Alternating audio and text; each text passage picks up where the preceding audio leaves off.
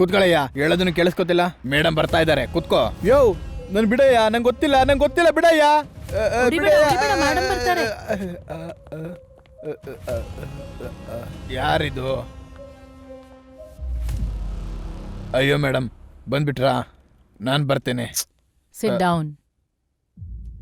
ಇದು ನಿಜವಾದ ಕತೆ ತಾನೆ? ಅದು ಬಂದು ಹೇಳಿ, ನಿಮ್ಗೆ ಆ ಮನೆ ಬಗ್ಗೆ ಏನ್ ಗೊತ್ತು? 7 ವರ್ಷದಿಂದ ಯಾಕೆ ಯಾರು ಅಲ್ಲಿ ಹೋಗಿಲ್ಲ?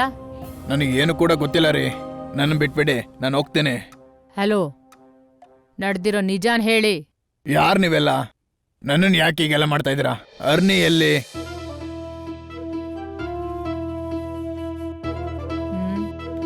ಅರ್ನಿ ಅರ್ನಿ ಶಟ್ ಅಪ್.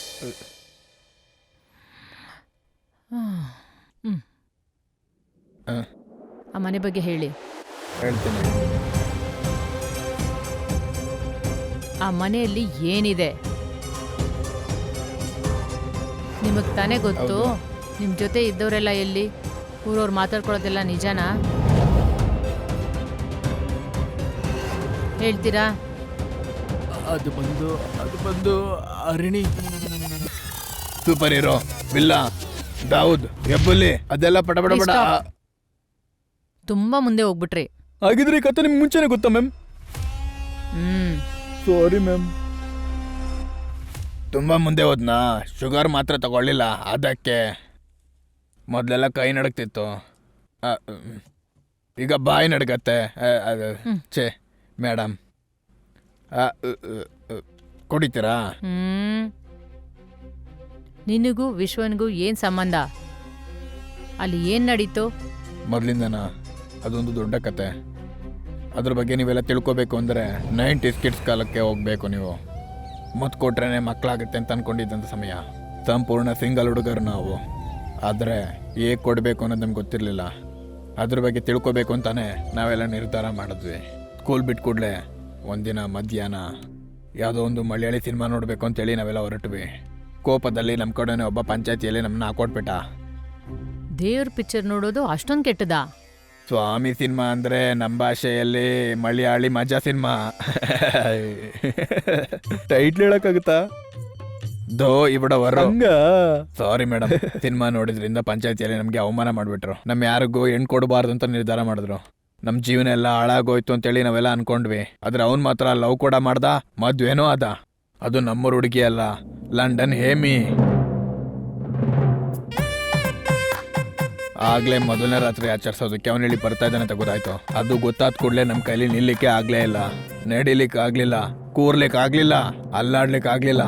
ಅಷ್ಟೇ ಯಾಕೆ, ಬಾತ್ರೂಮ್ ಕೂಡ ಹೋಗ್ಲಿಕ್ಕೆ ಆಗ್ಲಿಲ್ಲ. ನಿಮ್ಮಿಬ್ರಲ್ಲಿ ಯಾರಾದ್ರೂ ಒಬ್ರು ಬಿಟ್ಕೊಟ್ರೇನೆ ಚೆನ್ನಾಗಿರೋದು. ಲೈಫ್ ಅಂದ್ರೆ ಹಾಗೇನೆ, ಯಾರಾದ್ರೂ ಒಬ್ರು ಬಿಟ್ಕೊಡ್ಬೇಕಲ್ವಾ? ಇವಳ ಜೊತೆ ಬಾಳಕ್ಕಾಗಲ್ಲ, ಮುಗ್ಸಿ ಹೇಳ್ತೀನಿ. ಮುಟ್ಟಿದ್ರೆ ಕರಡಿ ಮುಟ್ದಂಗೆ ಅಂತಾಳೆ. 24 ಗಂಟೆ ಇವಳು ಹೇಳ್ದಂಗೆ ಕೇಳ್ಕೊಂಡು ಕುಣಿಯಕ್ ಆಗಲ್ಲ ನಂಗೆ. Why? What's your problem? ಹೇಳೆ. My grandma came to India in 1947. ನಿಂದೇನೆ? ನಾನ್ ಪೂರ್ತಿ ಕತೆ ಹೇಳ್ತೀನಿ. Yeah, please. 1947 ನಲ್ಲಿ ಇವ್ರ ಅಜ್ಜಿ ದೊರೆಯಮ್ಮ ಪರದಿ ಅನ್ನೋ ಒಬ್ಬ ಕನ್ನಡದ ಹುಡುಗನ್ನ ಗೊತ್ತಿಲ್ದೆ ಲವ್ ಮಾಡಿದ್ರು. ಸ್ಯಾಡ್ಲಿ ಇಂಡಿಯಾಗೆ ಸ್ವತಂತ್ರ ಬಂದಿದ್ದಕ್ಕೆ ಇವರು ಇಂಡಿಯಾ ಬಿಟ್ಟು ಹೊರಟೋದ್ರು. ಮತ್ತೆ ಎಷ್ಟೋ ವರ್ಷ ಬಿಟ್ಟು ಅವರಜ್ಜಿ ಮತ್ತೆ ಇಂಡಿಯಾಗ್ ಬಂದು ಅವರ ಪ್ರಿಯಕರನ ಸಮಾಧಿಯಲ್ಲೇ ಅವರು ಸತ್ತೋಗ್ಬಿಡ್ತಾರೆ. ಅವ್ರ ಲವ್ ಸ್ಟೋರಿ ಎಮಿನ ತುಂಬಾ ಕಷ್ಟಪಡಿಸಿದೆ. ಆಗ್ಲೇ ಏಮಿ ಒಂದ್ ತೀರ್ಮಾನಕ್ ಬಂದಿತ್ತು. ಮದ್ವೆ ಮಾಡ್ಕೊಂಡ್ರೆ ಒಬ್ಬ ಕನ್ನಡದ ಹುಡುಗನ್ನೇ ಮದ್ವೆ ಮಾಡ್ಕೊಬೇಕು ಅನ್ಕೊಂಡು ಇಲ್ ನೋಡಿ ಇವ್ರನ್ ಮದ್ವೆ ಮಾಡ್ಕೊಂಡಿದ್ದಾರೆ. ಅವಳನ್ನ ಕಟ್ ಮಾಡಿ ಇವಳನ್ನ ಬೇಸ್ ಮಾಡ್ಕೊಂಡು ಲವ್ಲಿ ಆಗಿರೋ ಲವ್ ಮ್ಯಾಟರ್. ಈಗ ಇದ್ರಲ್ಲಿ ಏನ್ ತೊಂದ್ರೆ?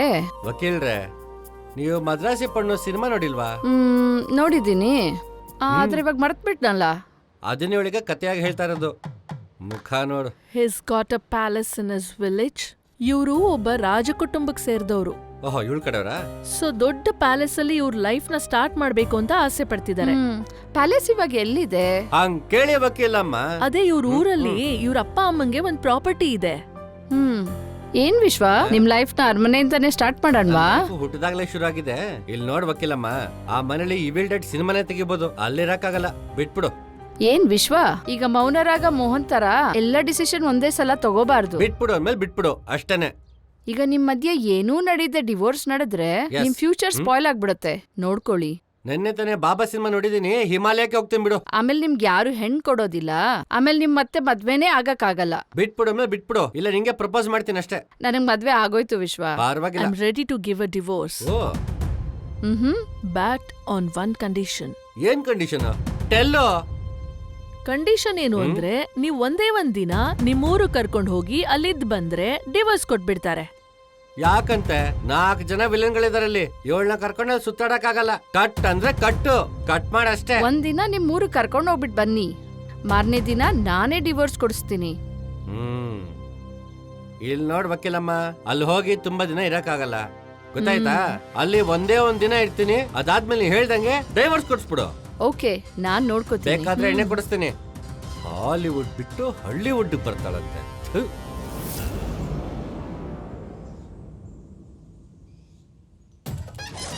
ಬಿಲ್ಲ. ಏಯ್ ಏಯ್ ಏಯ್, ಲೆಫ್ಟಿಗೆ ಹೋಗು, ಲೆಫ್ಟಿಗೆ ಹೋಗು, ಹೋಗು ಹೋಗು ಹೋಗು. ವಿನು, ಏ ದಾವೂದ್. ಅಯ್ಯ ದಾವೂದ್, ಹಾ. ಬೆಳಗ್ಗೆಯಿಂದ ತೊಳೆದಿದ್ ಪಾತ್ರೆನೇ ತೊಳಿತಿದ್ಯಲ್ಲಪ್ಪ. ಎಲ್ಲ ಮತ್ತೆ ತಿಕ್ಕಿದ ಪಾತ್ರನೇ ತಿಕ್ತಾ ಇದ್ದೀನಿ, ಈಗ ತಾನೇ ತಿಕ್ತಾ ಇದ್ದೀನಿ. ಅಯ್ಯೋ ನೀನೇನೋ ಬೆಳಗ್ಗೆಯಿಂದ ಅದೇ ಪಾತ್ರೆನೇ ಉಜ್ಜಿದ್ನೇ ಉಜ್ತಿದ್ಯಲ್ಲೋ. ಅಲ್ಲ, ಇವನ್ ಯಾವತ್ ಬದ್ಲಾಗ್ತಾನೋ ಗೊತ್ತಿಲ್ವೇ? ಇವ್ನ ದಾವೂದ್. ಇಟ್ಕೊಂಡ್ ನಾನು ಏನ್ ಮಾಡೋದೋ ಗೊತ್ತಿಲ್ವೇ? ಅವನು ಊರಿಂದ ಬರ್ತಾ ಇದ್ದಾನೆ. ಏನ ಅವನು ಬರ್ತಾ ಇದ್ದಾನ? ಹೇಳ್ತೀನಿ, ಅವನು ಊರಿಂದ ಬರ್ತಾ ಇದ್ದಾನಂತೆ.